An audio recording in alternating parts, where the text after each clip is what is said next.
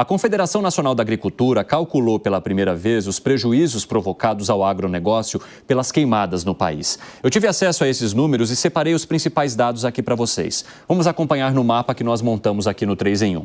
Se a gente olhar para os prejuízos do agronegócio com as queimadas, segundo este levantamento da Confederação Nacional da Agricultura, o valor total estimado de prejuízos é de 14,7 bilhões de reais em todo o país.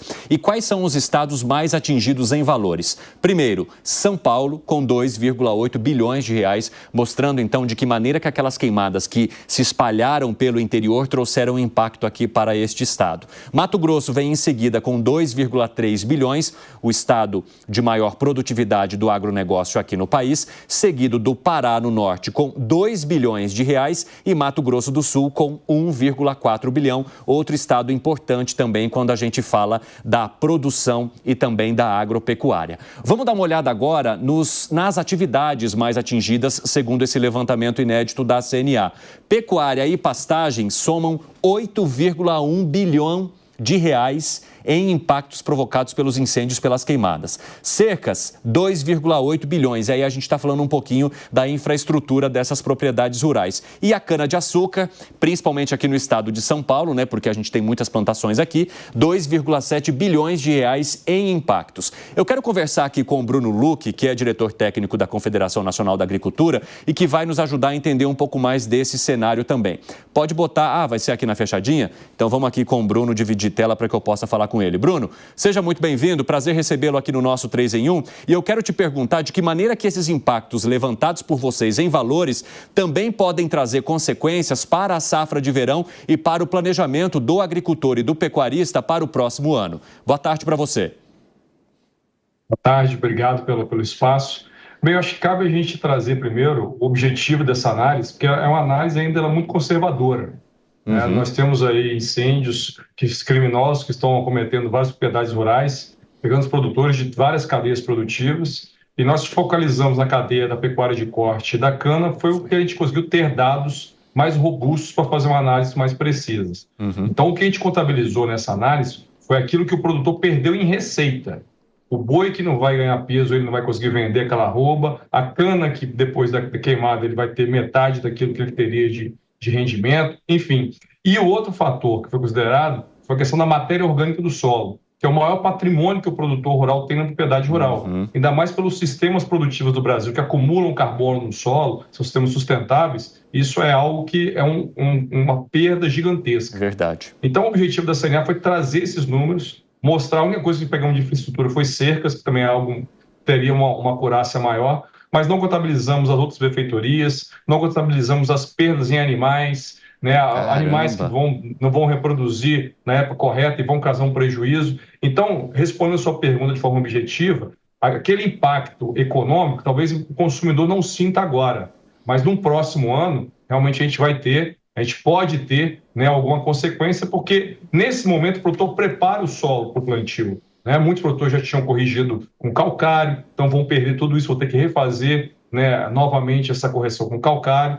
Então o plantio geralmente começa no Brasil a partir de outubro, novembro e até dezembro que ele ganha força. Então o produtor está perdendo em qualidade do solo, perdendo em nutrientes e vai ter um custo de produção muito maior nesses meses que eu falei, né, para produzir. Então o que a gente imagina que se houver algum impacto, a gente precisa realmente fechar esses dados. Essa análise ela é de junho a agosto. Tem um mês de setembro que vai entrar agora e a gente imagina que isso vai crescer muito mais.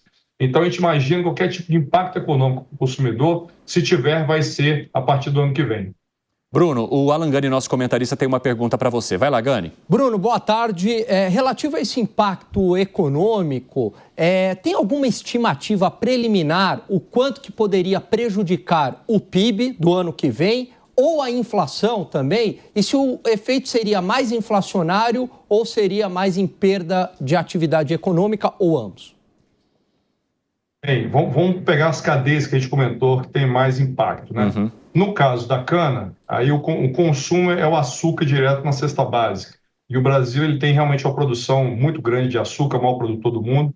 Então a gente imagina que mesmo que encareça, não é algo que vai mexer na inflação, porque o peso dela não é tão grande. Talvez o etanol, na questão dos combustíveis. Então, como eu falei, é algo que a gente precisa avaliar melhor, mas o etanol também tem outras regiões que talvez não foram tão afetadas que vão estar ali. Teria um impacto na carne, que é um produto que tem um peso na inflação. Só que nesse momento, o Brasil ele bate recorde de abate, né? O rebanho brasileiro ele cresceu muito nos anos anteriores, né, em função de estímulos de preço e melhoria no pacote tecnológico da produção. E esse ano, por exemplo, nós fechamos o primeiro semestre com 21% a mais de abate do que o mesmo semestre do ano passado. Então, nesse momento, o produtor desova a fêmea, principalmente, porque o preço da arroba está baixo ao produtor rural. Então, ele precisa equalizar a oferta, ou seja, há um excesso de oferta. Então, mesmo que os animais não ganhem peso de forma adequada, essa oferta a gente imagina que ela vai ser regularizada a partir do ano que vem. Então, na nossa visão, para inflação também não teria um impacto tão grande, né? Agora, em PIB, aí sim, e aí não é uma conjuntura muito mais ampla, né? Porque tem essa questão de custo de produção que vai aumentar nesse período, né? Tem problemas de produtividade, tanto na questão da pecuária como na agricultura, que aí realmente pode impactar tanto em volume produzido, né? Como realmente na questão do produtor conseguir manter aquele mesmo planejamento original de seguir naquela produtividade ou produção adequada. Então, pegando o PIB do agronegócio, a gente não tem esses dados fechados, mas a depender, né, do prejuízo como está sendo contabilizado, realmente a gente pode ter uma redução. Bruno, eu tenho mais uma pergunta aqui de comentaristas, dessa vez do Fábio Piperno. Vai lá, Piperno. Ô Bruno, boa tarde. A gente sabe que o FEBrasil tenta manter viva a negociação com a União Europeia, né, a fim de que se estabeleça, então, um tratado de livre comércio entre Mercosul e o Bloco Europeu. E a gente sabe também que muitos líderes políticos da Europa, até para atender temores aí dos seus agricultores, eles se opõem, né, a esse acordo.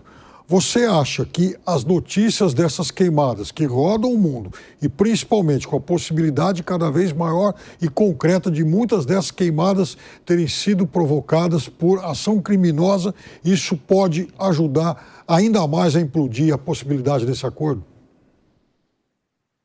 Sim, a questão do acordo Mercosul-União Europeia é um acordo que o setor tinha total interesse em avançar, né, visto que nós somos extremamente competitivos nas cadeias que o Brasil exporta e teríamos condição de aumentar as cotas que hoje nós temos em algumas delas na Europa. Acontece que desde da aprovação do acordo até agora, a União Europeia vem criando regras acessórias que dificultam cada vez mais o acesso a esse mercado. E eu vou dar o exemplo da lei anti-desmatamento da União Europeia, que vai entrar em vigor a partir de janeiro do ano que vem. Essa lei coloca um corte a partir de 2021, se eu não me engano. Eles não vão comprar nada de países que têm 7 cadeias que tiveram algum tipo de desmatamento após esse período, após 2021. Então, eles passam por cima das legislações desse país, porque no caso do Brasil, aqui ninguém estimula o desmatamento. Só que há uma previsão na lei onde o produtor pode abrir áreas de acordo com o bioma. No Cerrado, eu posso abrir 80% da fazenda e preservar 20%, com reserva legal e área de preservação permanente. Na Amazônia, eu produzo em 20% e preservo 80%. Né? Isso só existe no Brasil dessa forma, com o custo total do produtor. Na Europa, nós tivemos esse ano uma série de protestos, vocês acompanharam e relataram muito bem eles aí. Os produtores lá não têm obrigação de deixar a área, né, de preservação permanente, de reserva legal, e se discutir uma área de pousio. O que é esse pousio? É deixar o solo descansando em um ano e voltar a produzir no outro. Parte do solo, 20% ou menos. Eles não concordaram com isso, fez 5% ou menos. Eles não concordaram. Então, para você ver a diferença de sistema produtivo.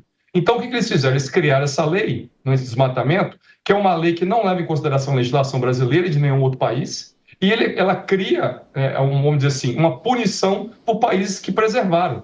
Porque na Europa você não tem mais florestas com vegetação nativa nas propriedades rurais. Então, você acaba colocando uma imposição aos outros países, porque ela tem critérios diferentes, risco médio, alto e baixo. Então, ele coloca o país e outros países como a Indonésia num risco alto, onde tem que ter uma série de comprovações e custo mais elevado de transação, e países baixos que não tem que comprovar nada, basicamente. Então, essa lei foi questionada pelo governo brasileiro, questionada pelo governo americano, questionada pelo governo chinês, até pelos próprios países europeus, que no primeiro momento seriam todos colocados na mesma forma. Então, é o que a gente chama de greenwashing. Então, o acordo Mercosul-União Europeia, se mantiver essa quantidade de regras acessórias que foram criadas após ele, não adianta ter um acordo, porque vai ter um acordo, só que a gente não consegue exportar nada, porque existem várias travas que foram construídas após ele. Ô Bruno, só para a gente arrematar nossa conversa aqui e retomando essa questão que envolve os dados que vocês liberaram e que vocês levantaram pela primeira vez em relação às queimadas, os dados agora estão na cara de todo mundo e as estimativas da Confederação Nacional da Agricultura também para a próxima safra e para o próximo ano. O que vocês esperam das autoridades, daqueles que podem executar ações em relação aos produtores atingidos e também aos estados mais afetados? O que o governo ou os governos deveriam fazer nesse momento?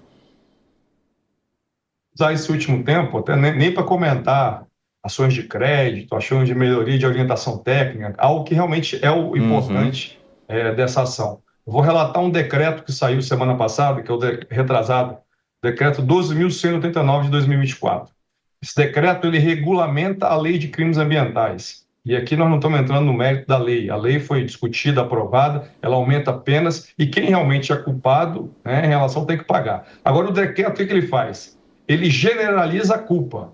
Se numa região, por imagem de satélite, várias fazendas foram afetadas por incêndio, então todas as fazendas vão ter automaticamente uma multa, um embargo, que pode chegar até 10 anos. Então, o decreto ele vai muito além da lei.